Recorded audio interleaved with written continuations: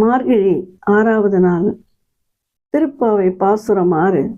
புல்லும் சிலம்பிக்கான் புல்லரின் கோவில் வெள்ளை விழிசங்கின் பேரார்வம் கேட்கிலையோ, பிள்ளையாய் எழுந்திராய் பேய்மொழி நஞ்சுண்டு கள்ள சகடம் கலாக்கிழிய கலோச்சிய வெள்ளைத்தரவில் தூயில் அமர்ந்து வித்தினை உள்ளத்தில் கொண்டு முனிவர்களும் யோகிகளும் மெல்ல எழுந்தரீர் என்று பேரார்வம் உள்ளம் புகுந்து குளிந்தேரோ எம்பாவாய்.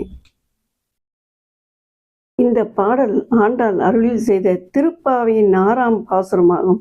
மார்கழி நோம்பின் போது தோழிகளை துயில் எழுப்பும் பகுதியில் முதலாக ஒரு சிறுமியை பிள்ளையாய் இந்த பாசுரம் மூலம் ஆண்டாள் எழுப்புகிறார். இந்த பாடல் ஆண்டாள் அருளில் செய்த திருப்பாவின் 6ஆம் பாசுரமாகும்.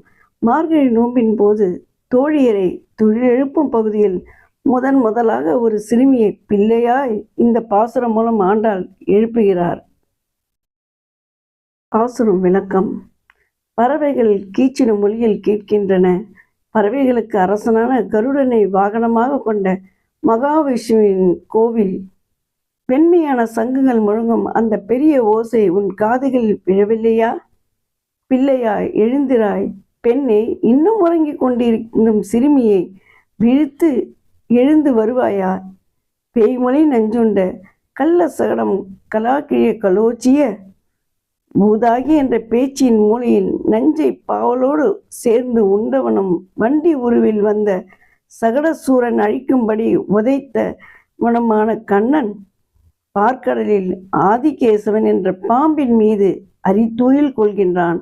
உலகத்திற்கு மூல காரணமாக அந்த பரம்பொருளே தங்கள் மனதிற்குள் தீயணைத்து முனிவர்களும் யோகிகளும் மெதுவாக உறக்கத்தில் இருந்து எழுந்து ஹரிஹரி என்று சொல்லும் அந்த பேரொழி நமது காதுகளில் விழுந்து நம் உள்ளத்தில் புகுந்து மனதை குளிர்விக்கின்றன.